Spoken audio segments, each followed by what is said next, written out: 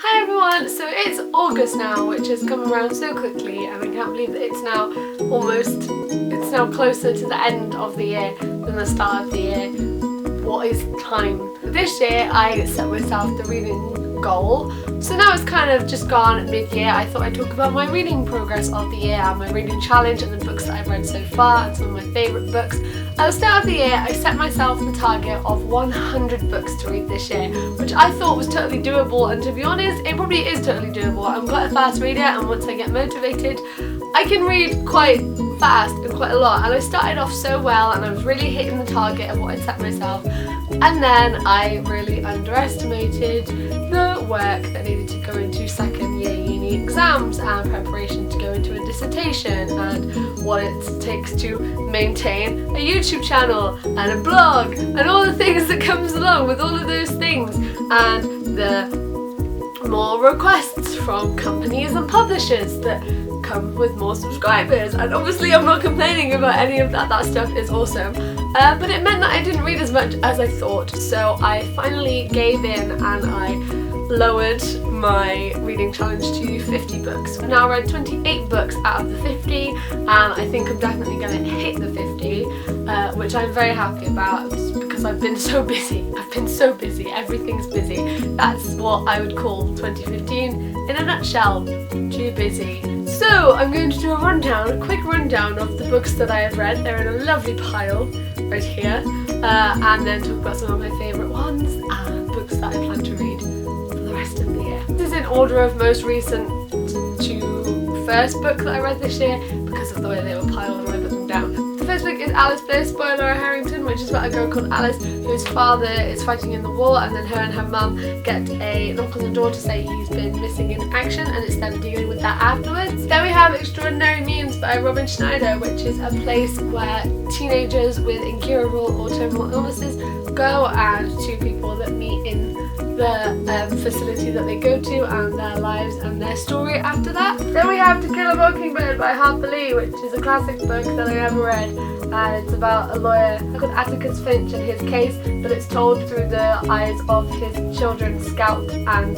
Jem Finch. Then we have Jamaica Inn by Daphne du Maurier, which is sent to me by Litta Brown and did a review of a blog. It's a classic book which they revamped and did the covers all nice, and it's about a girl called Mary whose mother dies and she ends up staying with her uncle and her aunt in Jamaica Inn, which she realises is a lot more shady than originally thought, and it's like a smuggler's thing. Then Dorothy Must Die and its sequel The Wicked Will Rise, which I haven't put in the pile but it's over there, which is about a girl called Amy who ends up in Oz and finds out that she has to basically become Dorothy's assassin, and actually was one of the best series that I've read in a very long time. Then we have Rebels City of Indra by Kylie and Kendall Jenner, which is about two girls, Lex and Livia, who grew up in the same place but in different areas of the same place. One as like a rich girl in a higher up society, and one as an orphan, and it's how their lives are interlinked. Then Neil Gaiman's Trigger Warning, I can't speak,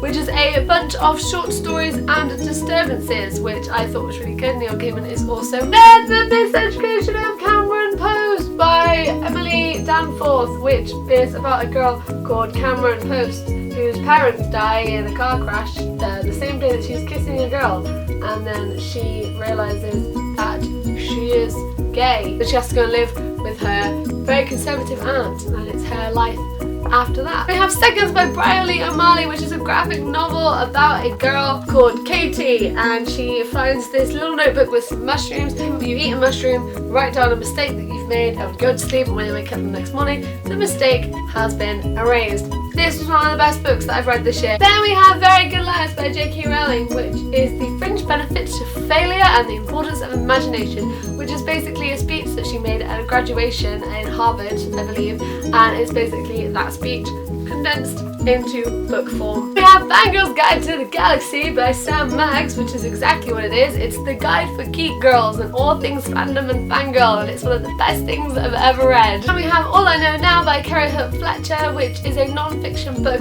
written by Kerry, who's a YouTuber who gives advice and her own stories about all things growing up.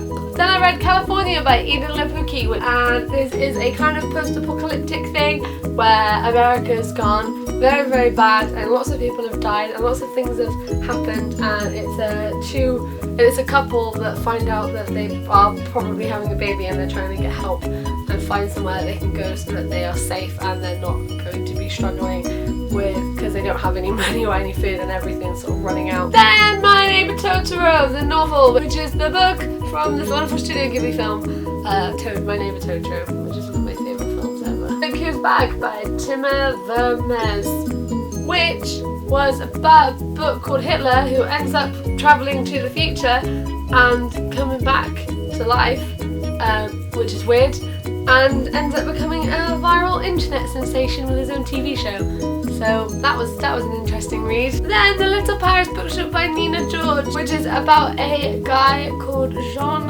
Perdu who runs a bookshop on a barge in Paris, and it was described as a literary apothecary, which is the reason why I wanted to pick this book, because how beautiful is that sentence. Then we have This Book is Gay by James Dawson, which was absolutely incredible, which is a non-fiction book written by James Dawson giving advice to and from the LGBTQ plus community, and also to people that aren't part of that community, on how to deal with certain things and educating them on areas of it that they might not be aware of, and it gives everyone advice and an insight into that community. And look, these people are just people and your sexuality doesn't define you, which I think is a really important message to give to everyone. We have The Art of Being Normal by Lisa Williamson, which is about a boy called David who wants to be a girl and is struggling with telling people and making that change and doesn't really know where to go from this. Then I have Asylum by Madeline Rue, which is about a guy called Dan Crawford who goes to this kind of summer school thing, and he realises that the place he ends up going is a lot creepier than originally thought. And The Door That Went to Where by Sally Gardner, which is about a boy called AJ Flynn who lives in London, and he ends up finding a key to a door which takes him back to 1830s London, and he really doesn't know what to do with that, and he has to try and figure out what to do with that because suddenly he can time travel. This book I read recently, so I don't know why it was at the bottom of the pile, but I read Life with Sprinkle of Glitter by Louise Pedland, who is another YouTuber. This is again a non-fiction book, and she talks about all things DIY and crafty and beauty and baby and boy and everything, and it was actually a really fun, happy, enjoyable book that I loved to read and did a review of if you'd like to watch that one. The first book that I read this year was Girl Online by Zoe Sugg, which is about a girl called Penny who has a blog, and it's quite a successful blog, but she hides her identity from the internet and doesn't tell her family or anyone that she runs the blog. So I've also read all of the Tales from the Shadowhunter Academy short ebooks that have been being released once a month, but obviously they're on my Kindle, not as an actual copy, but I've also been reading those as well to add to that collection. So the favourite books that I've read so far this year are of course the Welcome to the Shadowhunter Academy books, because all things Cassandra Clare I love with all of my heart, but also This Book is Gay, My Neighbor Totoro, To Kill a Mockingbird, I'm not going to be able to do this, the Dorothy Must Die series, Fangirl's Guide to the Galaxy, and Seconds. I feel like this year I've really branched out and read a wider range of things instead of just sticking to one genre and one group of books, which I tended to do a lot the past couple of years. But I feel like this year and the end of last year I really branched out and read a lot more and a big wider variety, which I'm really happy with and really glad about that. Thank you for watching this video. How has your reading progress been this year? Let's talk about it in the description. Hopefully not as appalling as mine has been, but you know, we can discuss it. Have you read any of the books that I've read this year? What did you think of them? Again, we'll discuss in the comments. I hope you're doing good. Thank you for watching, and I will see you tomorrow. Bye!